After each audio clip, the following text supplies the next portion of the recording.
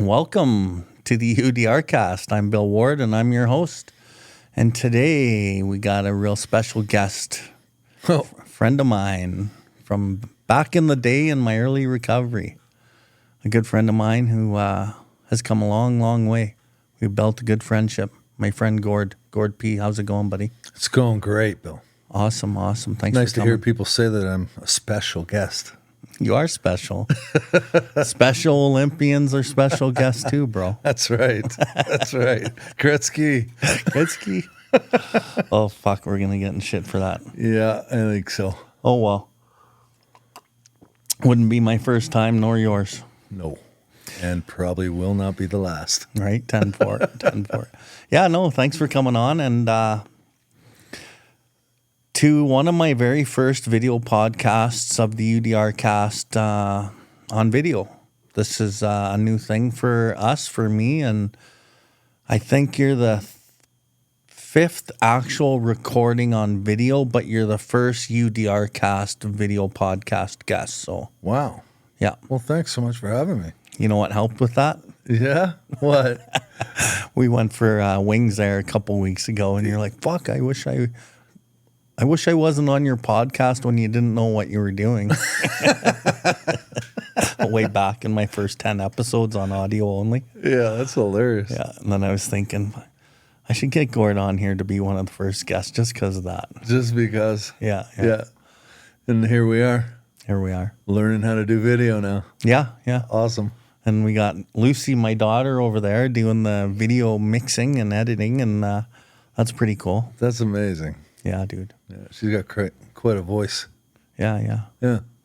For any of the listeners or watchers out there, Lucy was here earlier recording some songs. I'm gonna help her pursue music aspirations, and so she was over here testing out the equipment, and we were doing some recording, and she figured she'd do the mixing for us today. And yeah, it was really beautiful to watch her in her element doing her thing, and you got to see a little piece of that too, eh? She's got a great voice.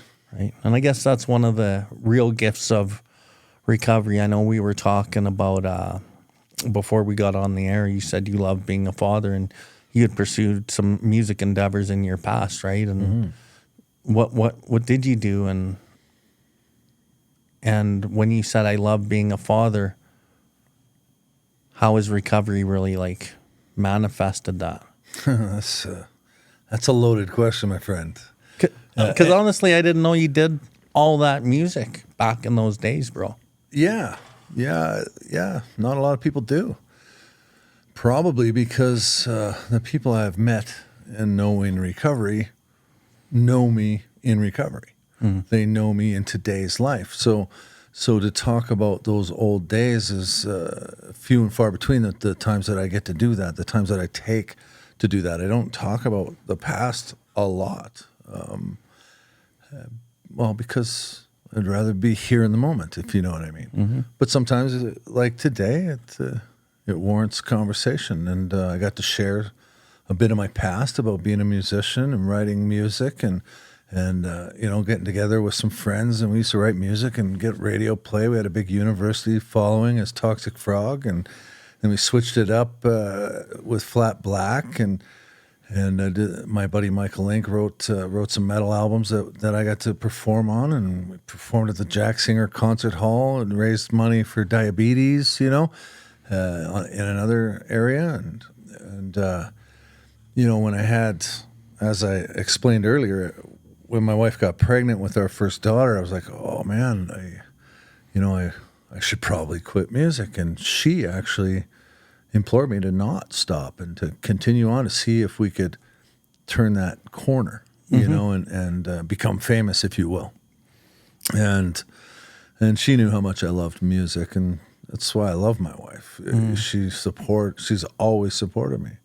I'm happy to announce, that we've been married for 25 years, through thick and thin, through hard and good times. But back then, it wasn't out of control, right? So she said, yeah, keep doing it. And so we tried for another year, but I gave up the music because I just wanted to be a dad. I've always wanted to be a father. And honestly, for the majority of my children's life, I was a pretty damn good dad. I don't mind saying.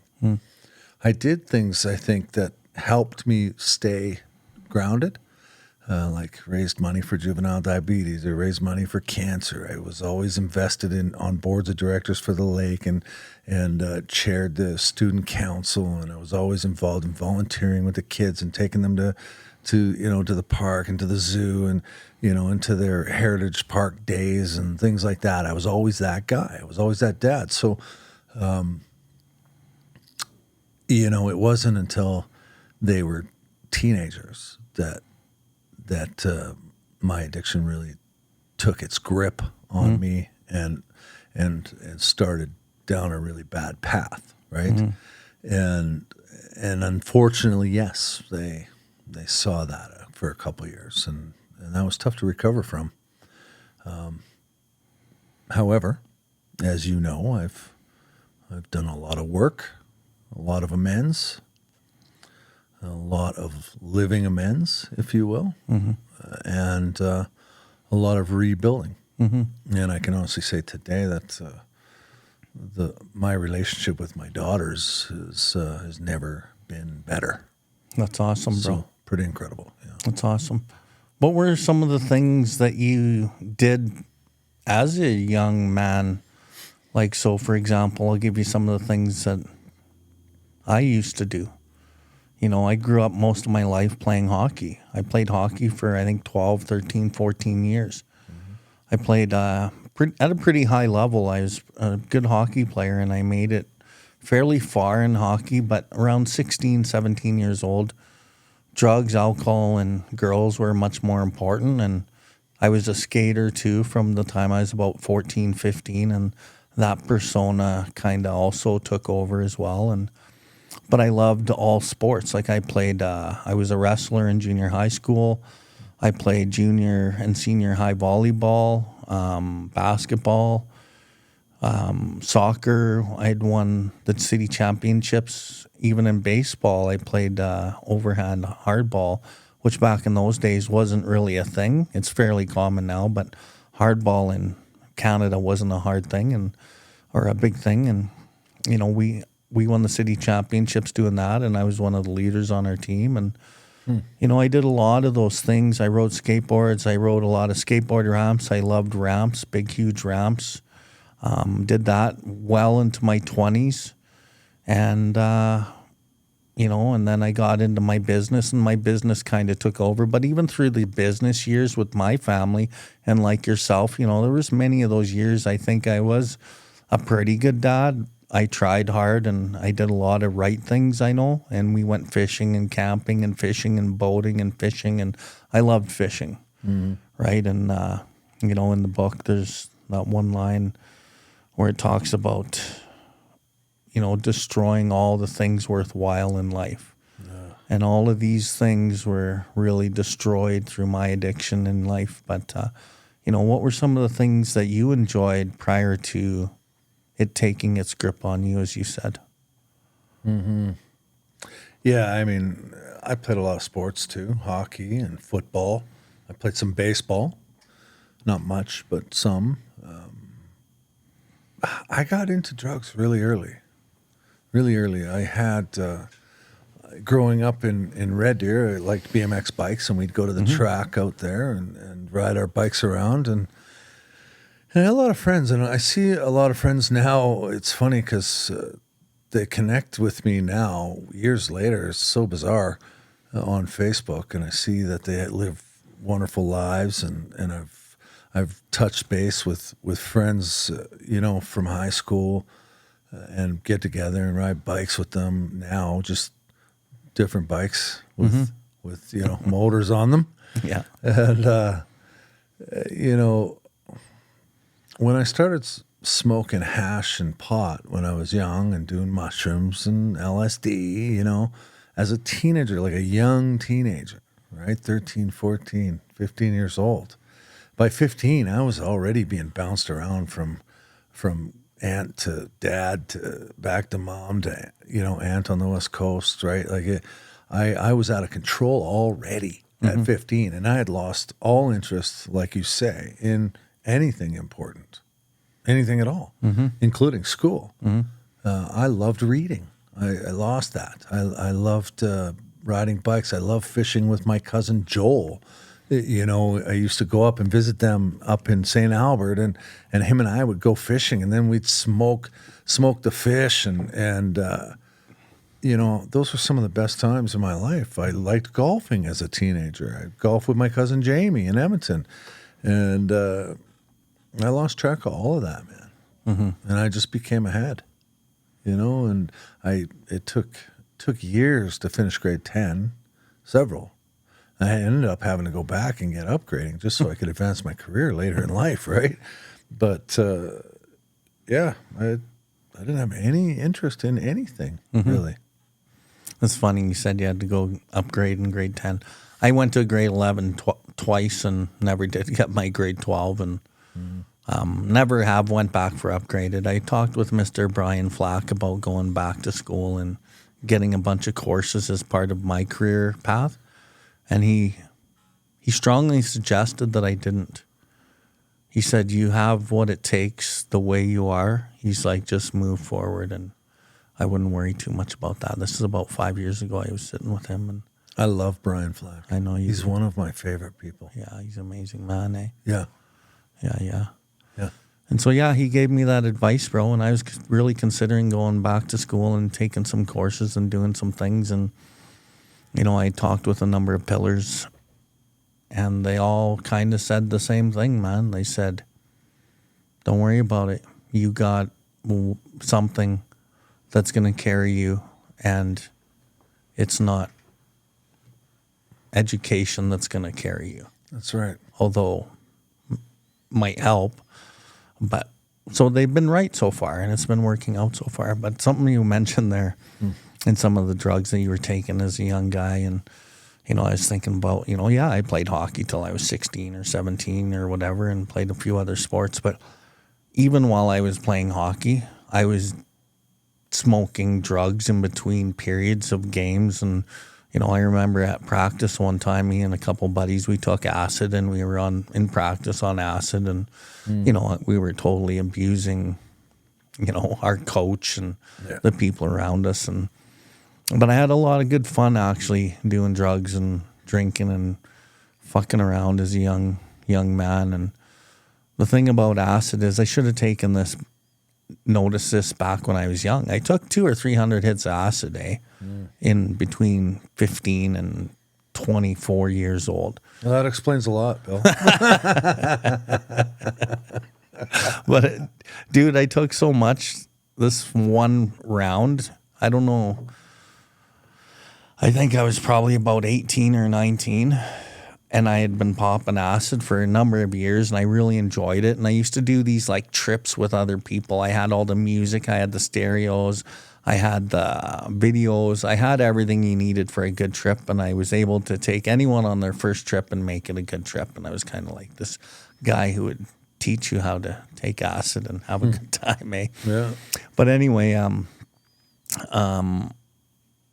I took acid one night, and then the next night I needed to double it up because you need more, right? Sure. By the Friday, so I started on a Monday. By Friday, I took like 8 hits or 9 hits, and then I didn't really get all that high off of it. But what did happen is, you know, all these years I've heard, all it takes is one bad hit, and you're fried your brain. Well, I woke up the next day and my brain was fried, man, and I couldn't talk and I couldn't like interact with the world, and I thought that had happened to me. Really? And I went really stupid, and I was like scared that happened to me. Yeah. So I quit, and then about 2 or 3 weeks later, I finally shook it off and I was normal again. Ooh. And I was like, holy shit, that was a scary close call. And so I quit till I was 24. Wow. Then I started doing it again when I was 24 with a guy who moved out here. And I didn't do it a lot for long. I grew up quickly back then. But yeah, dude, I was... and even when I quit drinking at 22.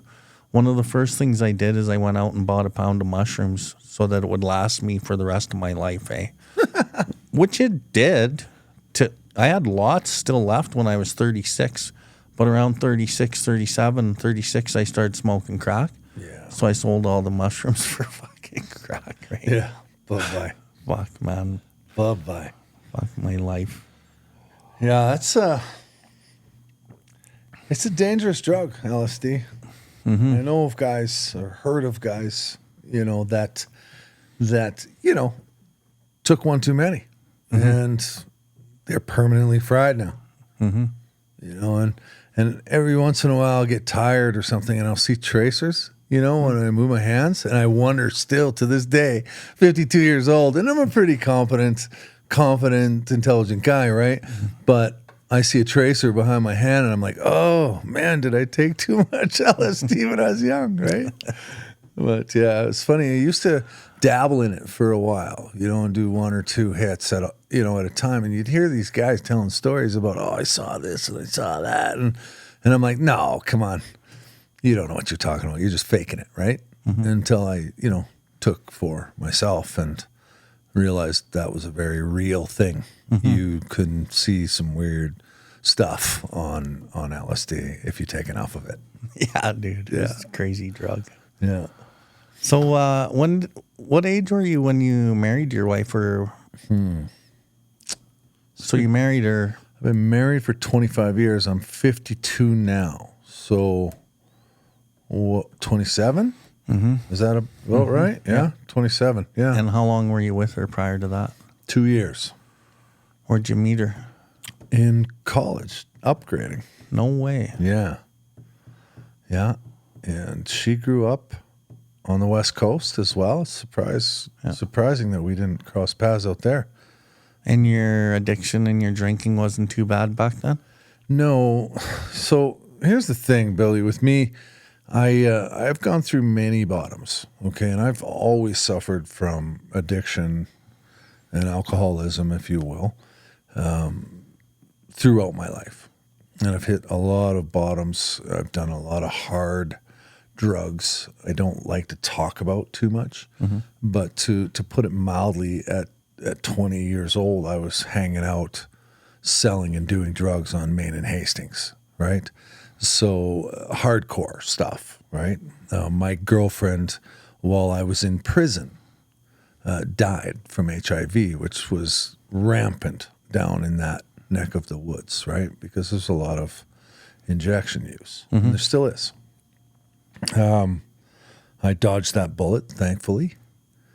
Prison saved my life, actually. But, you would think that would maybe be a guy's bottom, or watching his friend go down and do the chicken, and almost die right in front of you would be the bottom. But it wasn't. It was the bottom for my life on the West Coast, where I called my mother and said, look, I'm a couple weeks out of prison. I know you don't really want to hear from me anymore, but I don't know who else to call. I'm doing the same thing I've always done, and I don't want to do this anymore, but I don't know how to stop, and I need help. And so my mother said, okay, well, I'm going to have to think about this, so I'll call you back. And that was probably the longest 2 minutes of my life.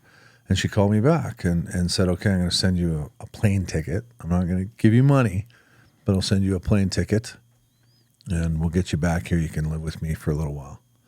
And there'll be some rules that you're going to have to follow. Mm-hmm. And I said, okay. Now, I went to my dealer and bought some China White, a big load of China White, and I bought a bunch of marijuana, and back in those days you could get on a plane with that stuff in your pocket, because it was pre 9/11, and it was pretty easy to travel around with anything on you. And I got on the plane and headed to Calgary, but I had full intentions of changing my life, but I still had, I forget what it was, maybe an 8-ball of heroin in my pocket and an ounce of weed, because I couldn't stand the thought of being sober, but I wanted to change.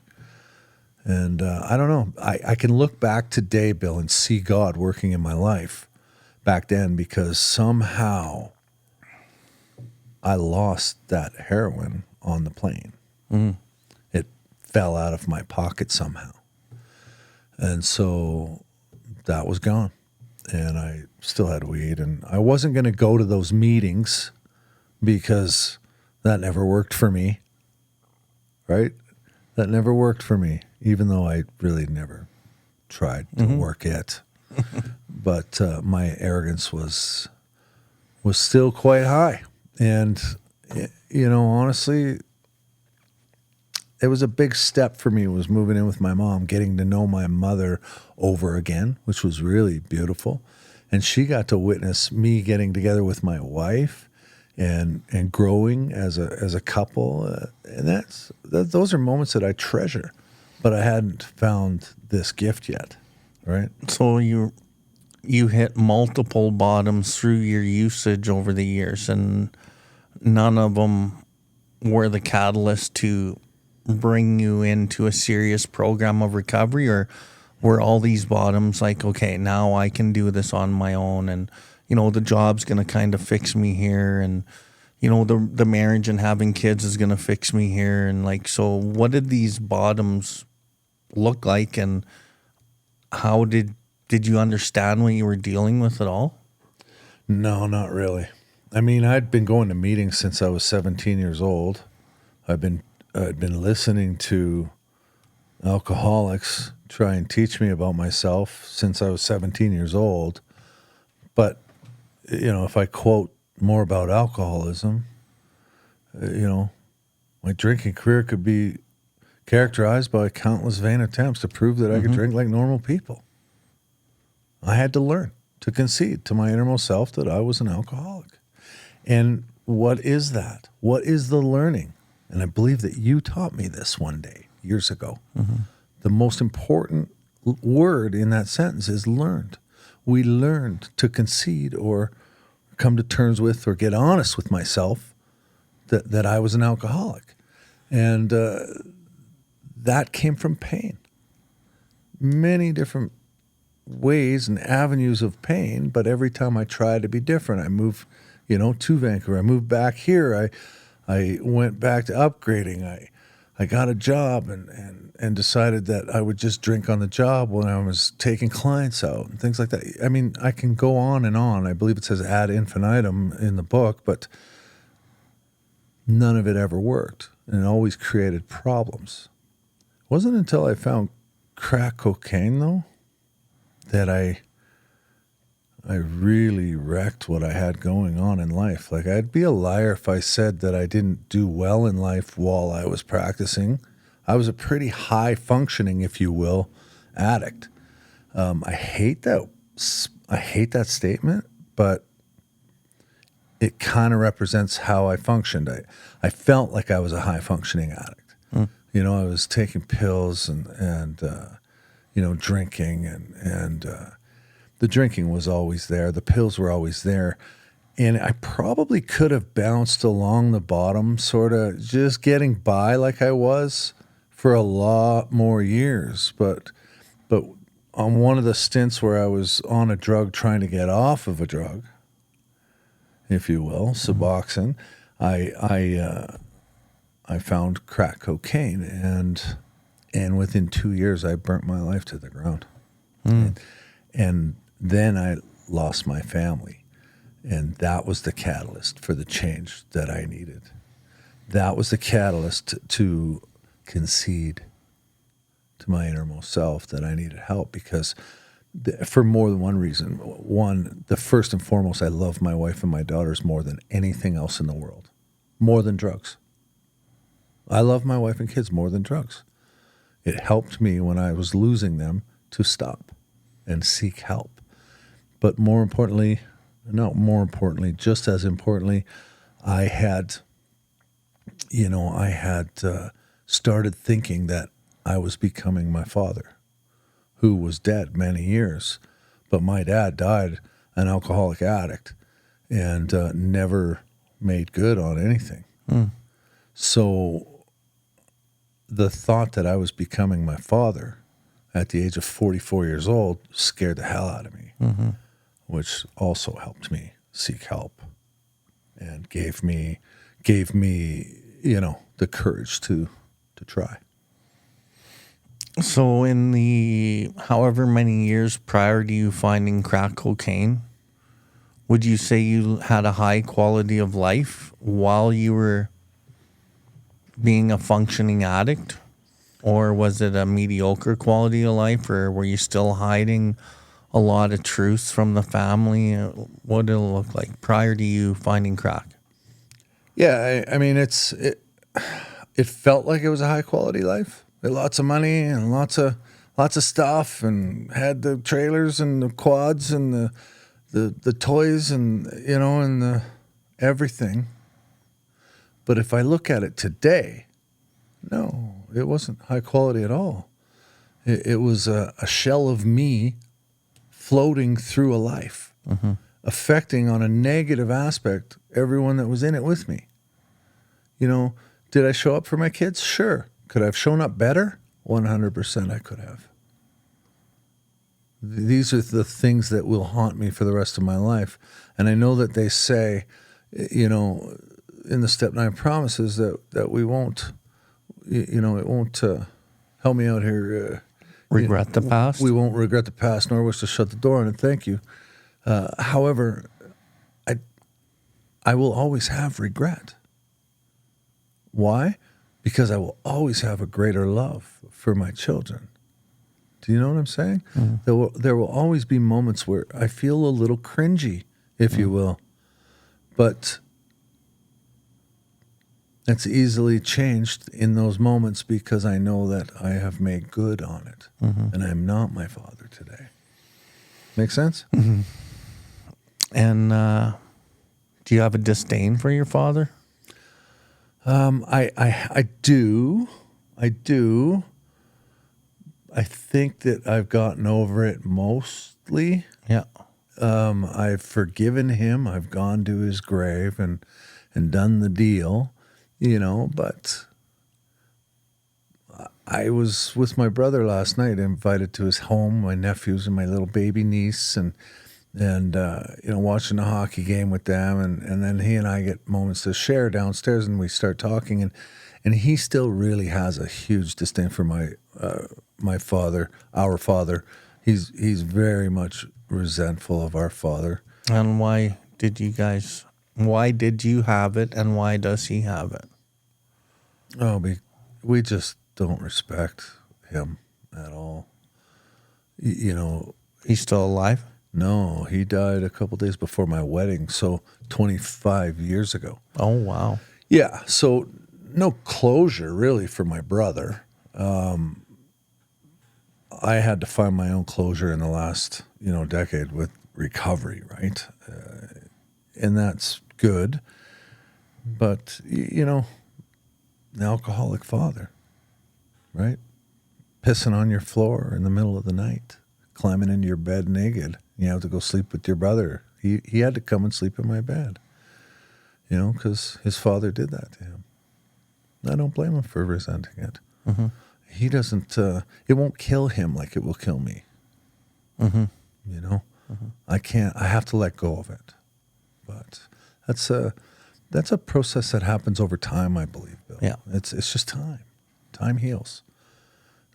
Maybe there'll be a day where I don't regret some of the things I did. Maybe those promises will come true completely. And I think, like you said, it is time, but not only time. I believe that you have to have a willingness to forgive, because there's people that no matter how much time passes, these types of resentments make them very sick into their older years.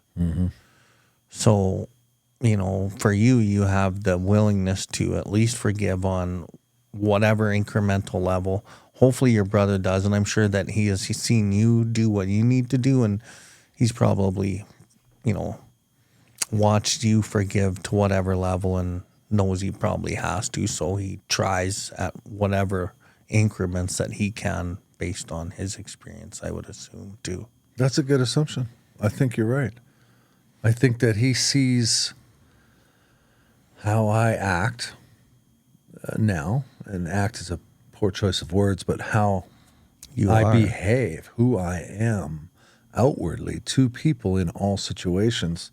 He sees that and he respects that. He told me that last night, as a matter of fact, when he told me that he has had talks with my nephews, his children, about Uncle Gord doing drugs and overcoming it, going to prison and overcoming it. Because right now he's got teenage boys. He doesn't want them to screw up. It's probably terrifying for him, right? Because it runs in the family. You got to be very, very careful because it's a family disease, right? So he talks to them about Uncle Gord as an example of where just a few bad decisions can end you up on the street smoking crack and ruin your life. But also, he says they see how much respect I have for you today and how hard you've worked and who you've become, and they know that I love and respect you. And it's just, it's a good observation to show them that you've got to make right decisions. I'm not sure I know how I feel about that yet, but that's what he told me last night, so I'm still taking it in. That's beautiful, though. It is kind of beautiful, yeah. So going back to when you started smoking crack, and I was shocked again, like there's a lot I don't know about your story, right? About your life. And yeah, we've known each other for 9 years, but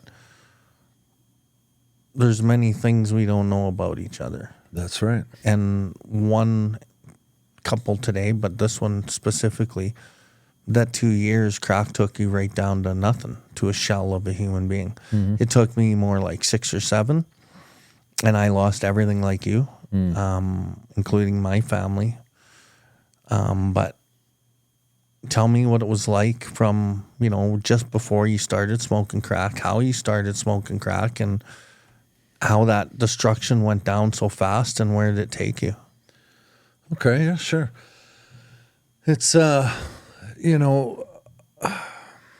did it look like? Probably for 7 years before that, it looked like me spending a lot of money on OxyContin, trying to stay high. And that was a solid struggle for at least 7 solid years. Illegally. Okay. Now, the way that it started was legal. I'll never forget the day, Billy. I had stayed off of any narcotic. I smoked some grass and I drank and tried to live my life well. And I succeeded pretty well for a while, raising my kids. And like I told you, being a part of their lives and good to my wife and good to my family, but arrogant, cocky, filled with ego, filled with anger still, insecure. Yeah. But on the surface, it was all good. I went to the doctor and she prescribed for some back issues. You heard earlier, I have an MRI coming up, and they've fit me in tomorrow, which is great news. But I don't take narcotics anymore for it, obviously. But back then, I was still struggling, and so the doctor prescribed me some codeine. And I'll never forget, I was taking it as prescribed, but one night I took an extra one. I took 2 and went to the grocery store. And I remember that warm feeling coming over me, which is why I liked heroin in the beginning years. And that warm feeling came over me, and something snapped in my brain. And that was it. I was now addicted to codeine. I started bombing the phone call in the doctor's office, trying to get more, and to a point where the nurses were coming on saying, "Don't phone here again," right? And the doctor, I'd have to book appointments, and she'd reluctantly continue to prescribe me more and more codeine. And I had the pharmacist telling me, "This is becoming a problem, man. Like, you're coming early, and you've got a lot. Like, you're getting hundreds a month, and you're coming early. This is crazy. Like, I'd like to talk to you about reflex pain, and I'd like to talk to you about this, and I can help you with this." This is a pharmacist. right? Trying to help me. And I wasn't into it. I was off. And it was like I was 17 years old again. And so, yeah, eventually it became such a problem for the doctor that she cut me off. Well, I was extremely physically dependent already. So, yeah, that's when it turned into an illegal thing. And I had to start seeking it out. Now, I took advantage of my station in life, and I had people giving me OxyContin. I had people selling it to me for dirt cheap because of my station in life, if you will. I took advantage of that, and you know, I spent a lot of money on drugs. So that comes along with being physically dependent on anything. There were times I would go away on vacation and I would run out of medication, and I would be sick for the last 2 or 3 days of our holidays. I would go camping with my wife and family and her family, and I'd have to run into town to go to a medical clinic or a hospital emergency to try and get extra prescriptions, right? Like double scripting and stuff like that all the time, right? Just to stay okay. That went on for years, man. Years chasing that. So, you know, I had lost the ability to be present in my children's lives, even though I was present in my children's lives. I was constantly worrying about the next fix, if you will. And the next sickness is what you're really worried about, right? And that went on and on. I went on the methadone program and got off of all the pills, got off the oxys with the methadone. Now, here's a funny thing how our addict egos work. I went downtown to the methadone dispensary and got my last dose. And I said, how much do I owe you? And the pharmacist said, Gord, I don't need you to pay. There's really hardly any methadone in this dose anyway. I'd love to sit down and talk to you about how you got off of this because I don't see it very often. Oh, sure. Anytime. Give me a call. I'll tell you how awesome I am.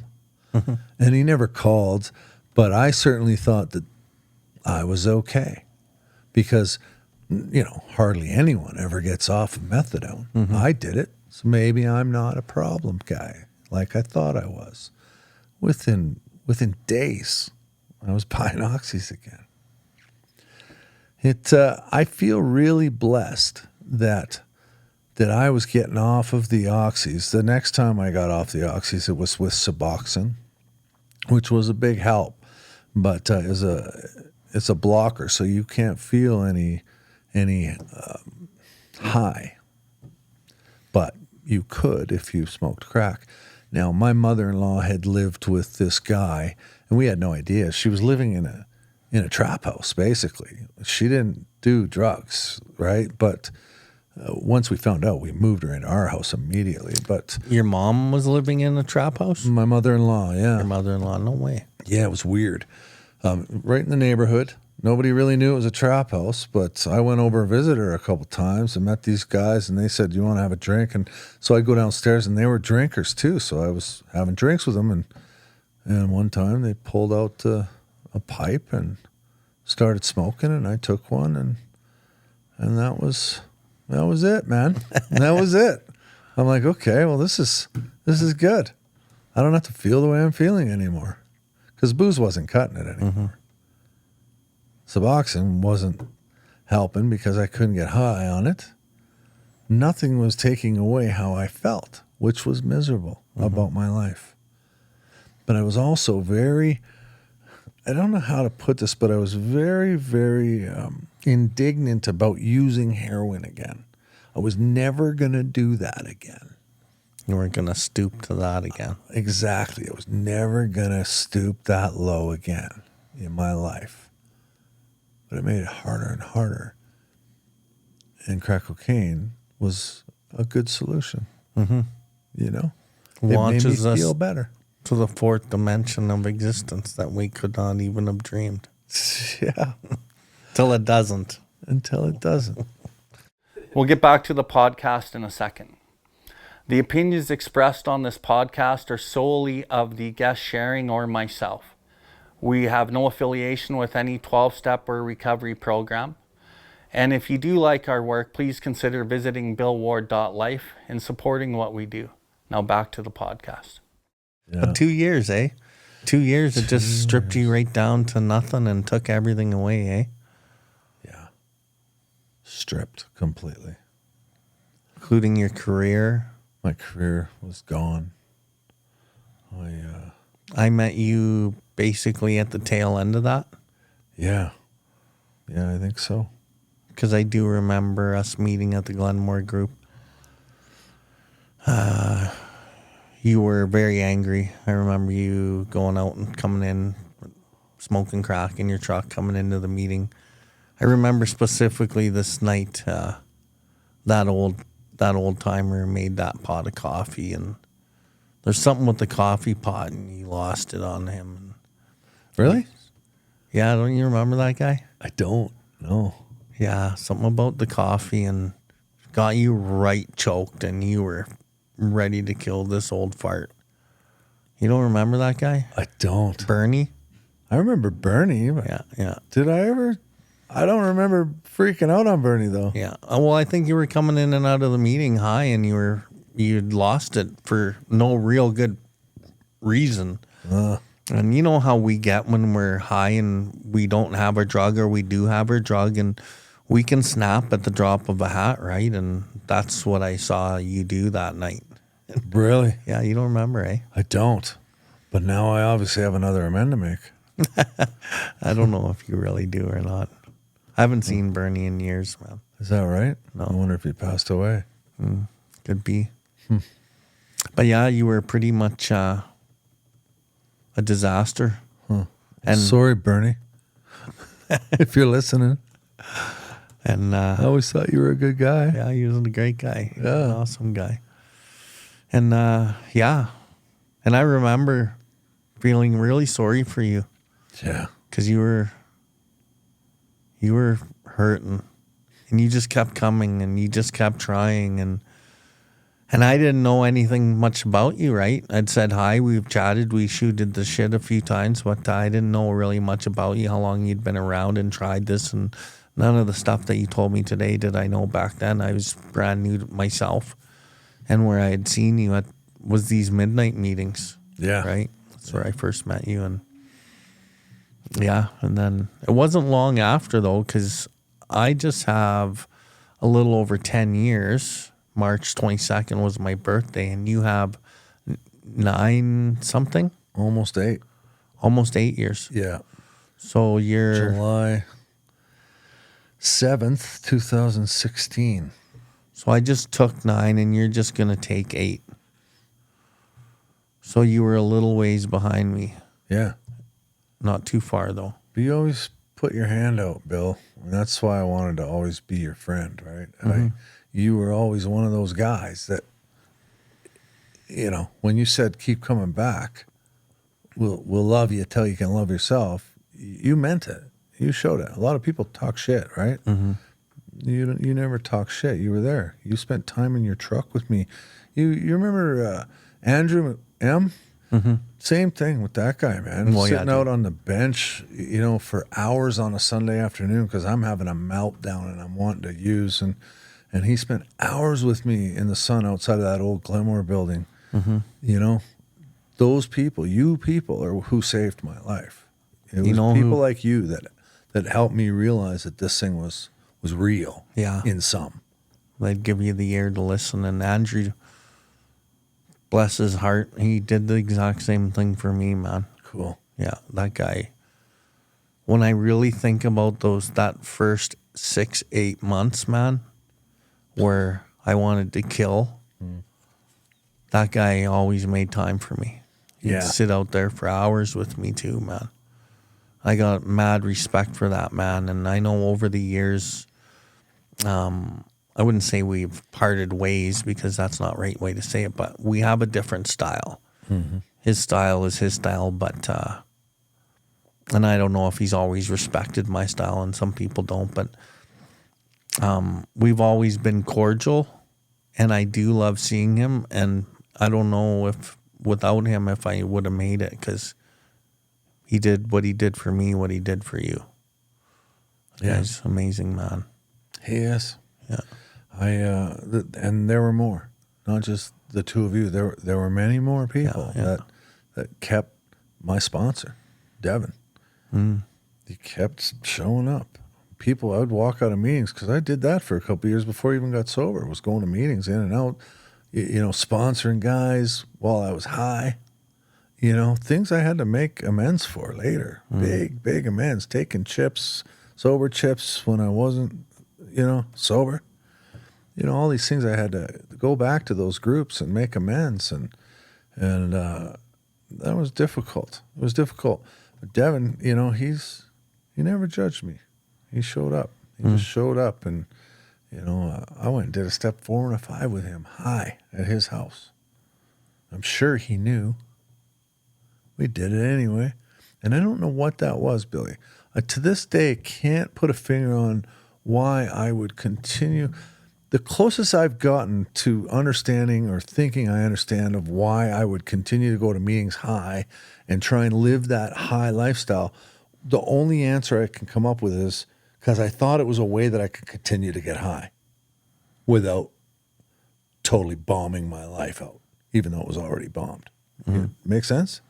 Like I thought if I just came to meetings and just tried to figure this out, just tried to pretend to be sober and tried to help people, maybe I could keep getting high. You know what I mean? Like, it sounds crazy saying it out loud, but that's, I think, what was going on in my brain. And, I think a lot of people do try the program as a drug management system. And maybe you were using it as a management system. Yeah. Which is a good system. If you're going to try any system to manage drugs and alcohol, may as well be the program and come there high and drunk and do these things dishonestly, because eventually, if you hang around the barbershop long enough, you get a haircut, right? Yeah. You got a fucking haircut. I got a haircut and it finally. worked. Yeah. How many people have you heard say, I thought I was coming here to have you people teach me how to drink like a gentleman? I've heard it multiple times. Yeah. So many. It's the closest thing I can come to an answer. Thank goodness I got a haircut.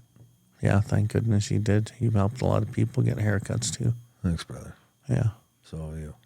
Yeah, and speaking of people that didn't get haircuts, I know recently we've had a big influx of deaths, right, with the fentanyl and it being laced in all sorts of drugs. And a guy that you worked with and got to know real closely, maybe we'll keep him anonymous here, but that was a tough one, eh? He just passed away like a month and a half ago or whatever. And I know you went to his service and spoke some words and talked to his mom, and he just couldn't get it.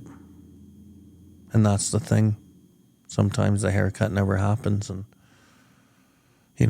I can't even count how many times I've worked with a guy and tried to give him a haircut, and he didn't get the haircut, and he'll never get the haircut. And it's really sad, because this disease really does destroy and take and kill. Yeah. Yeah, I'm so glad I got the haircut before all this fentanyl really came into play, man, because it's killing a lot of people. Yeah, and that young man was, well, you could see me getting choked up. I'm not a big, I don't like to do that, honestly, in public, but I will if it comes about, and it has, just with you mentioning it, because, I had a real hope for that young man. I saw the lights come on in that man, and I'm not sure where it fell off. I think it fell off because of his lack of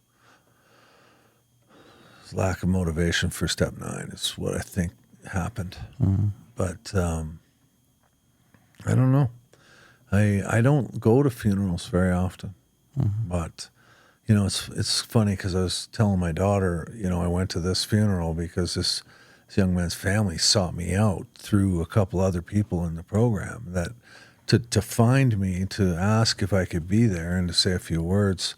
And that warmed my heart that they would do that. And I wanted to tell my daughter about that. And my oldest daughter, and she was shocked. She was like, "Dad, you realize what that means, right?" And I said, "No, what?" And she's like, "Not only did you affect the life of that man, but you affected the lives of his family members too. And that's a big deal," she said. And I never really thought of it. And me, Billy, I gotta try and keep the ego out of this thing, right? I'm very, very careful not to take credit and stay anonymous. But it was sure nice to hear from my daughter that yeah, she could see how perhaps helping people helps more than just those people. I never went to a funeral before that because I don't want to look a mother in the eyes and have to tell them, I'm sorry, I couldn't help your son. Mm-hmm. And I told her that at the funeral and cried in front of a large group of Métis people. Mm-hmm. It was held. It was a beautiful ceremony, really beautiful ceremony held at the Métis Center. Mm-hmm. With drumming and singing, and it was a beautiful service. Sad. To that point of, we have no idea how far the reach of helping really reaches. How far does it go? I think for me, I noticed years ago. And in the book, there's a line in there and it says, instead of regarding ourselves as intelligent agents, spearheads of God's ever-advancing creation. And I really believe that the reach that we have when we work with one person, we have no idea the reach. It's incalculable of how many people what we do through our Creator has in this world, on this planet. And when we look at maybe some of our successful candidates of who we've worked with, whether they're in the program or whether they're just people we treat with respect in regular life, maybe that person at 7-Eleven that's having a hard day that you say, "Thank you very much," and you have a beautiful smile, have a great day. Maybe that changes their whole day. Maybe that changes how they treated their cat or their dog or their child when they get home. And, that's impact, right? And I've seen families change, wholesale change in families, and wholesale changes in organizations because of one individual. And when we look at the impact on this as these children of the people we may help, they raise good quality families and children. Like, we're talking generations and generations of things that we can't see in a world that we'll be long gone from, and things that we have done may still have a big impact in the goodness side of this world. Very similar to the things that we did bad have a negative ripple effect. So, having that change and not packing into the stream of life in a negative way anymore. Because,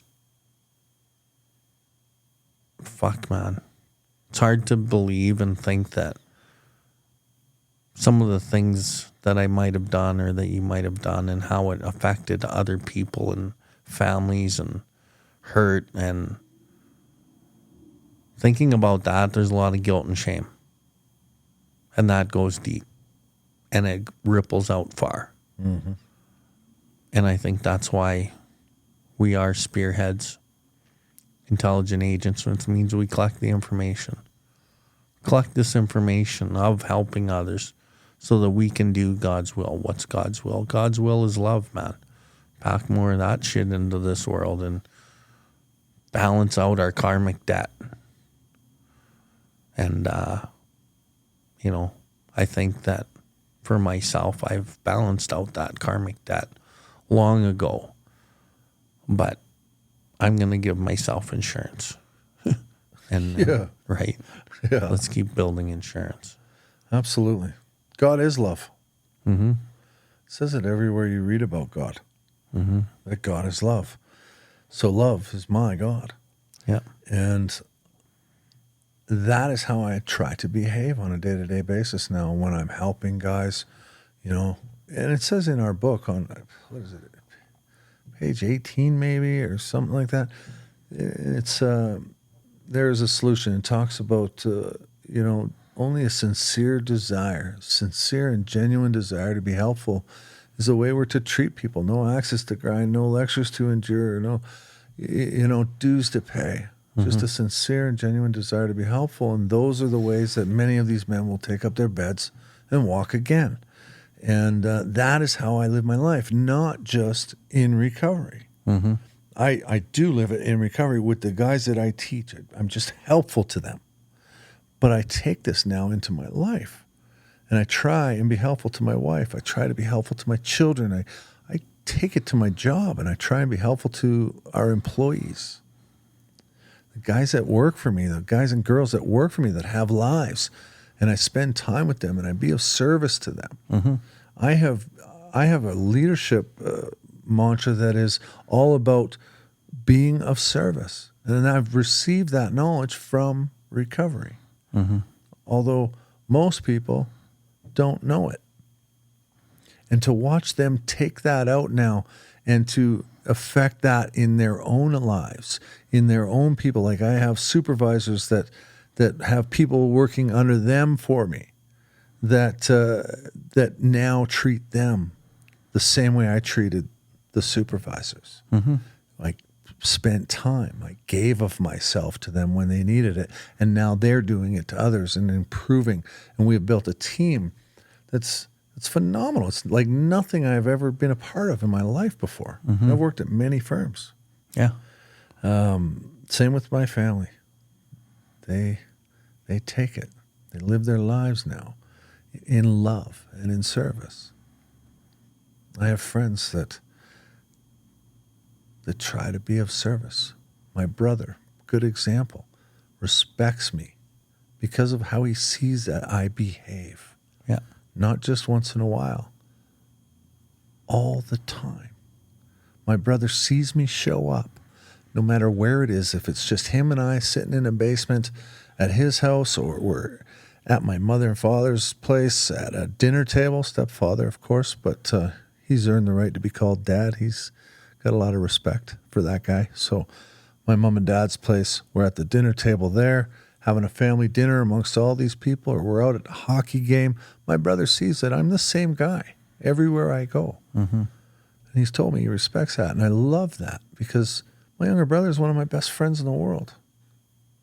Him and my wife are my best friends. Mm. So the fact that I've gained their respect is a beautiful gift for me. But it's also really a reconfirmation of what this thing has taught me is right and true, Mm-hmm. that it works. They're the reasons that I get to look back in my life and go, that was God, that was God, and that was God.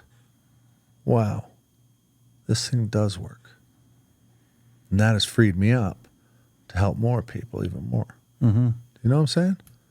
I know what you're saying. Am I making sense or am I just babbling? You're making sense. Okay, cool. Dude, it's amazing, right? And that's what happens, man. That's what happens. And if we could give this gift away to everybody, what a beautiful world it would be, right? Mm. And like you influencing your family and me influencing my family, and I look at my old life and how I influenced my family in such a negative way.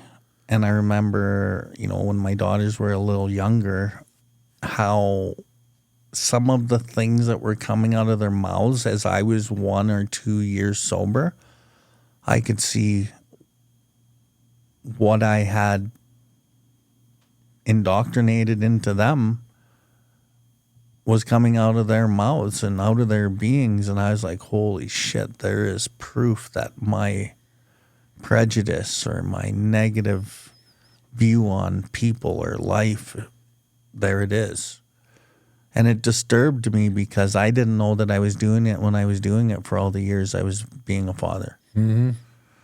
And then, the only way that I could help influence them or change them was for me to be changed and work on it and not drive it down their throats or condemn them for anything they said or did, and just be me. And it's worked to a large degree. I'm not saying we're out of the woods as a family who still needs a lot of healing. There's still a lot of work to be done. Mm-hmm. But I can only do what I can do. That's all I can do. And their responsibilities are their responsibility to do what they can do. And I can't force them. And but in the same breath, like my relationships with my daughters, especially my two youngest ones, my oldest one has a different biological father. We're close, but we're not maybe as close as my younger daughters. And then I have my new granddaughter, which I know I need to spend more time with, and my mother I need to spend more time with, and my father I need to spend more time with. But like in the big picture, my relationships are mostly in good order. And it's because of the program. It's because of God, the steps, and the change that it's produced in me. And, I'm sure that in 15 years, when my daughters are 15 years older, and I can see them with their kids and how they raise their kids and what their attitudes and opinions of life are and what their prejudices are, I'll probably be a real happy fucking grandpa, getting close to the later years of my life, and hopefully I'm settled enough within my being to go like my dad is today. I lived a good life and I've done a lot of good things and I'm happy and I can go in peace. Like my dad's told me that. And I hope that I can be that okay. You know what I'm saying? I know exactly what you're saying. In fact, that's one of my favorite lines in our book, as we trudge the road to happy destiny. Mm-hmm. To happy destiny. So what is the destiny for every single man and woman in the world? The only destiny for that is consistent for all of us is death. Mm-hmm. So, and I heard old Fireman John say this, believe it or not. And I never really liked that guy too much, but he had some wisdom, and I would listen to him when he spoke, that's for sure. But he said, we're just trying to walk with purpose so that we can die happy, mm-hmm. And that I think is true. I think that as long as I stay of service to others, eventually, like you just said, at the end of my life, I'll be like, you know what? I've done the best I can. I feel good about this life now. Mm-hmm. I wish I could fast forward guys like my friend who just passed away. I wish I could fast forward them 5 years in the future and show them, or 10 years in the future, and show them what their life could be like if they sobered up and took this plan of action, took this program of action and absolutely put it into their life and absolutely acted on it. Show them what it could be, and no one would ever relapse. Mm-hmm. If I could do that, but I can't. So, as per our tradition, it's attraction rather than promotion. And to me, what that means is I am who I am, and I show up this way in my life. And if that attracts you, then maybe you will come and talk to me about it one day. Mm-hmm. Maybe. And that's happened. I have cousins that are sober today. I have a goddaughter who is 6 months sober today because they came to ask me what I did. Not because I told them I was sober. Mm-hmm. Not because I told them they needed a program. It's because they knew I was sober and they liked what they saw. Attraction. Agreed. 100%. One thing I'd like to talk about prior to us winding this podcast down. I suffered serious anger issues most of my life, angry and violent. Mm-hmm. To the point like I was literally powerless over my anger in words, the feelings that I had, the feeling of like just wanting to rage inside of me, and maybe I didn't always rage, but I felt a lot of that. Mm-hmm. And then there was times where I did rage outside of me, and I hurt people physically or with my words, emotionally and mentally. And over the years in recovery, I put a lot of work into that area. I really looked at the causes and conditions. Sponsorship, working with other men has really, really helped. And I know a lot of people suffer from anger and frustration, and what I've learned through sponsorship and my own journey, most of it's sadness, right? There's pieces of our being that is sad, and you know, I would like to finish off with us talking about what it took. Did you have anger issues? Yeah. Yeah. What did you do? Did I have, or do I have? Well, did you have and do you have? I did and I do. Okay. So for me, I did, and I don't really believe I do anymore. I still have frustration issues, but I don't go into the zone of anger like often, if ever, anymore. Mm-hmm. And when I look at like anger, and I put this together when I was dating a certain person, and I had to kind of look at things. And Mm-hmm. it's like 4 sections. Each section is 10 parts. The first part is annoyed, 0 to 10. Second section is frustrated, 0 to 10. Third section is anger, 0 to 10. Last section is rage, 0 to 10. Nowadays, I get annoyed, and I might even go into frustration zone. But I can see the annoyance, and then I can see when I cross into frustration. And then from frustration zone, I can almost always catch it in there nowadays. And I don't go into 1 anger, 2 anger, 3 anger. But if I do go into anger, it is a 1 or 2 or 3, let's say maybe 5. Which for this guy in my scale and what I view anger as, it's pretty minimal still at this point. Right. But You're talking about raising your voice at people and yeah, okay. right? Yeah. So I don't go usually past frustrated very often anymore. Even when I'm being berated or I'm being fully judged, or, you know, somebody's coming at me with whatever, I just, I don't go there anymore. And I'm happy to say that. And by the grace of Creator, you know, hopefully I never have to go there again, because I never want to. But I'm able to really kind of keep it in the first 2 sections, and very rarely do I go into anger or rage. But back in the day, when I look at it, even like 5 years ago when I was in that relationship, which caused a lot of inner turmoil, I would go into the anger and I would see it raise up. And then as soon as I hit rage and I go into rage, a 1 or 2 or 3, I lost all ability to control myself.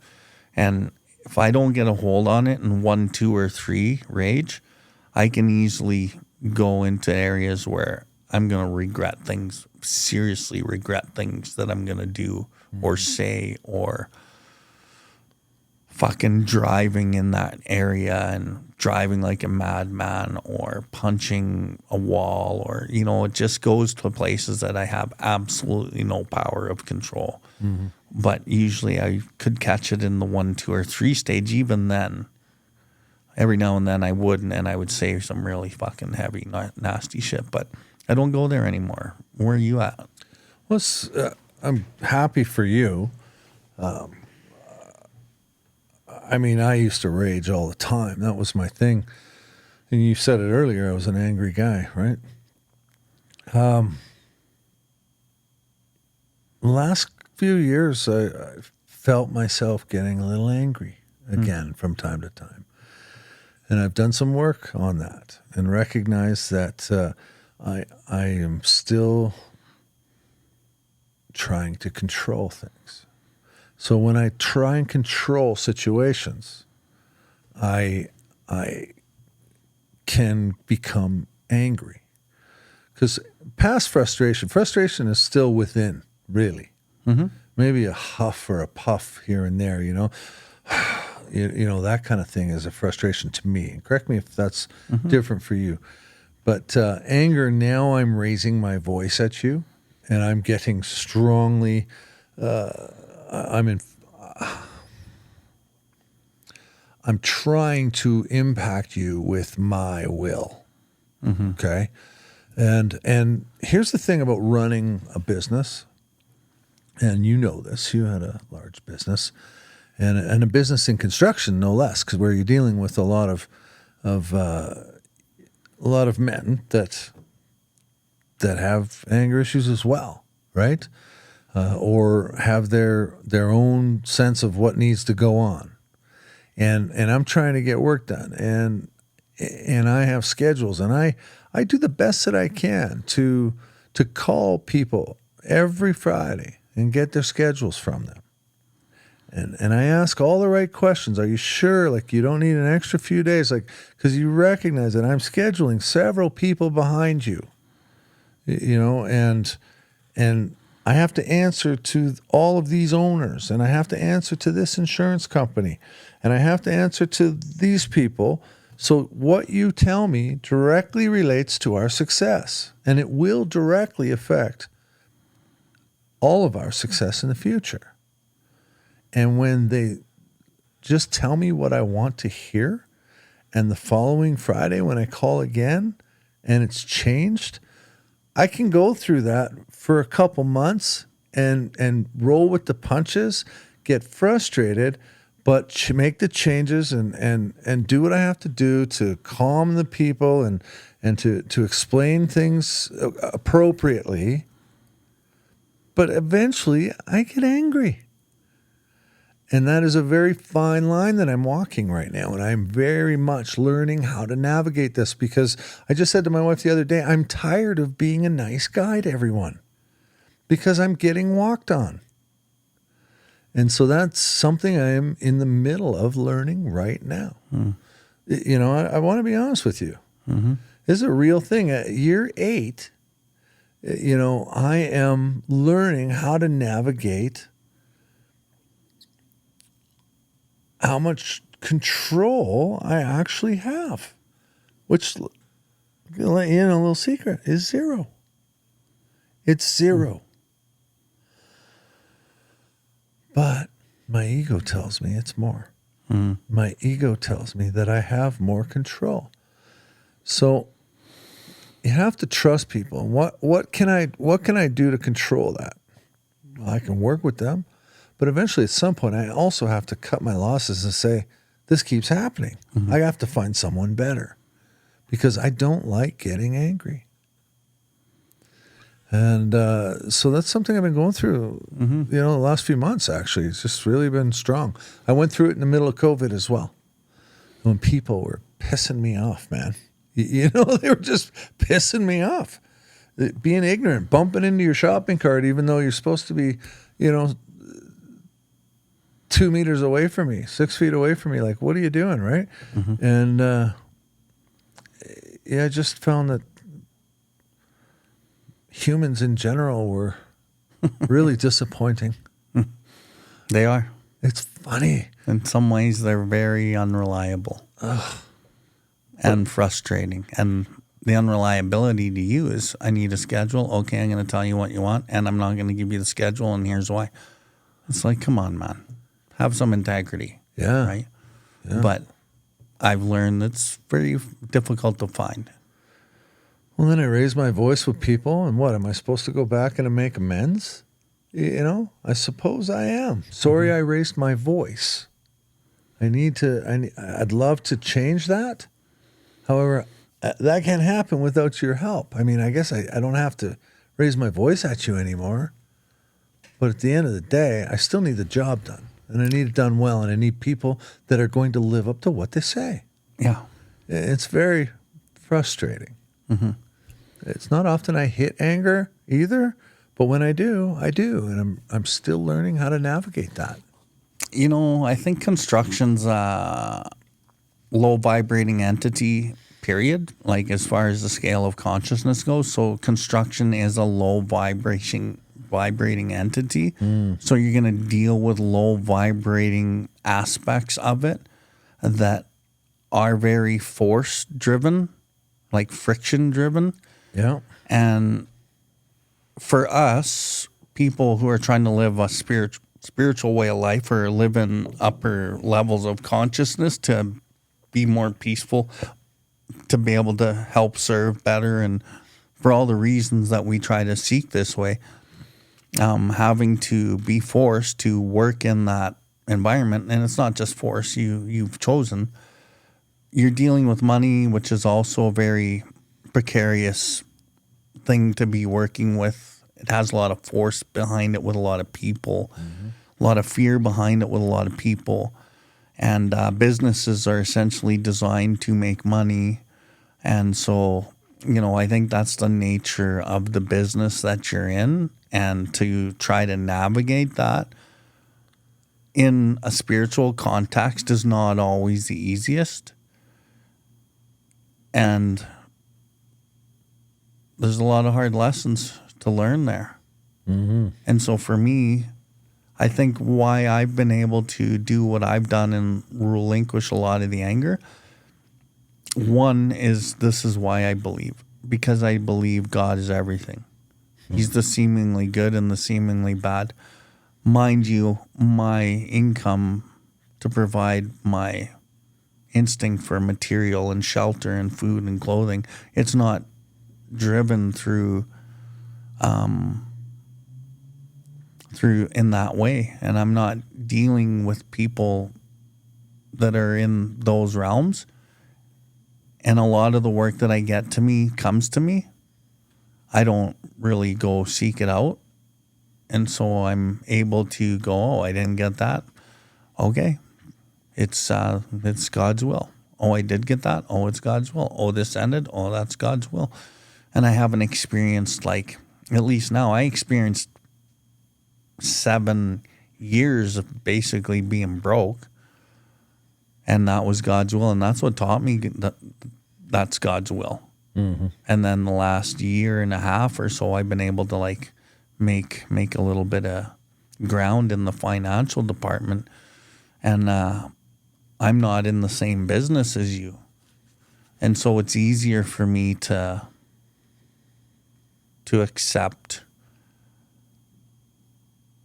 I don't know what the best way to put it is. It's easier for me to navigate because I'm not dealing with people in force. But when I have to deal with people in force, like getting the plumber to come and fix the plumbing here, and he's doing his thing, yeah, I'm frustrated. And I just want to grab him by the neck and do the old Bart Simpson one. Why, you little, strangle him because he's unreliable or he talks rude or whatever. Yeah. Right? And you're dealing with, a lot of those different moving parts of that. And, yeah, it's challenging. It's challenging. So maybe if I switch careers and I ever go back to construction, maybe I'll have a different fucking version of where I'm at in those areas for you. But right now, it seems like I'm pretty peaceful in those areas. And I don't find a lot of struggle with a lot of the people that I deal with, essentially, is what I'm saying. I know for me, Bill, that, that restless, irritable discontentedness, itchy, bitchy, twitchy, if you will, has always been, in this run of recovery for me, this time where I finally found recovery. that's been the barometer to how close I am to God, how close I am to being of service to others, how filled with love that I actually am. And when I start getting agitated, I'm starting to learn that I need to pause more. And if that means saying, listen, I've got to take this call or whatever it is, let me call you back in a few because I can feel the temperature rising. I'm starting to think that I might need to do that more because that pause is a very simple thing. It's a very basic, from our basic text, it's a basic instruction on how to run our day, right? And I need to do that more. Sometimes I think overthink. I know I do. I think I overthink things. I think I overanalyze, and I don't like to, because sometimes the solutions are in the obvious. They're in the basic. Let's get back to the basics. Pause when agitated or doubtful. Go about your day doing something completely different until the answer comes. You know? It's neat to talk about this. I'm glad we talked about this because it's something I've been struggling with lately. And this is reminding me of the barometer. It has reminded me that I am human and that I need my higher power to guide me through these things. I need spirituality and love to be the focus of my life. The rest will follow. And we had this conversation the other night when we had wings. Really good chat, by the way, that talk that night. And you asked me, well, where do you land with the whole spiritual finances and this and that? Like what comes first, or is it somewhere in the middle? And I went, no. I have to follow a spiritual path first and foremost out of anything, because if I don't believe in God, and I don't try to serve God's will or be loving, if you will, if I'm not constantly trying to ask myself, what would love or God have me do, then it falls away from my wife and my children and my job and my relationships with people. That all starts to crumble because this has to come first. This being of service, unfortunately or fortunately, is where I've come to. I have to have that in my life now. I live in grace every single day. I've been given a gift of re-life, if you will. And because I've been given that gift, I owe a debt. And that debt is to be of service to all others and God. And so I've probably lost track of that a little bit in the last couple months. I'm just starting to recognize that in this conversation right now. So thank you, my friend. That's cool. Yeah. Yeah. Thank you. Okay, my brother. I'm going to have to wrap her up. We're at about an hour and 22 minutes in. And but I never put a time limit. I always say an hour and 15, 20. And some of my people that work with me, they're like, no, an hour, 45 to an hour. I'm like, no, man. We're on Indian time here. And really what that means is it takes as long as it takes. And I truly believe that. And, we had a really good discussion today, Gord. And before we leave our viewers, and I would like to get you to give a message to, who would you want to give a message to if I would say, give a message to this group of people? Do you have anyone in particular you'd like to give a message to? Well, I have many groups of people that I'd like to give messages to. Families of addicts themselves, new addicts, people sober with years in, still struggling. I think today I would like to give a message of hope to the new people in recovery, because I remember how hard it was in the beginning for me. And I remember going to that funeral not too long ago and how that man couldn't survive. So what I want to say is to anyone that is out there right now trying to do this thing. Talk to these guys in this camera. All right. If I can say anything to you guys doing this thing, new and it is this. You're never going to have a perfect life. You will always be learning about yourself, and that is a gift.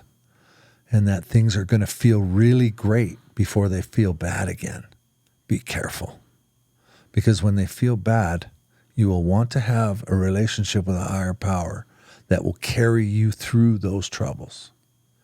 And if you don't, it's not a good plan of attack. You've got to have that support. You've got to have this support system, that is headed up by a higher power of your choosing. And then you can get through things. I just shared with you all that I'm at 8 years almost here struggling with some anger issues. That's real, but I'm here working on it. I'm here doing it because I care about who I am today. 8 years ago, that wasn't the case. 8 years ago, I just want to stop drinking and drugging. Today, I just want to be a better human being every single day. So that's my message to you. Don't give up before the miracle happens. Many miracles. Many. Okay, my brother. Thank you to the viewers and the listeners who support the UDRcast and who have always supported the UDRcast. There's many people who have been there since the start. And we want to continue to provide top shelf content in recovery and talking about the spiritual malady and, the gifts and the pains of the journeys that we go on.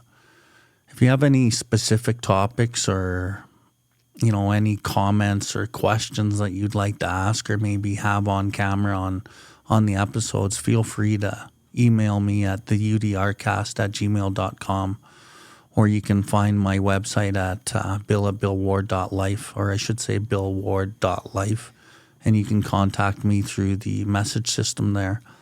But Gord, I really, really want to thank you for everything you do in the world, for being a good friend and, having my back even when I'm not in the room, and just your friendship and your willingness to change and be a fucking awesome guy. So thank you for coming, my friend. It was my pleasure, Billy, and thank you for everything you do. You help a lot of people, and I respect you immensely. Hi, bro. Hi. Thank you.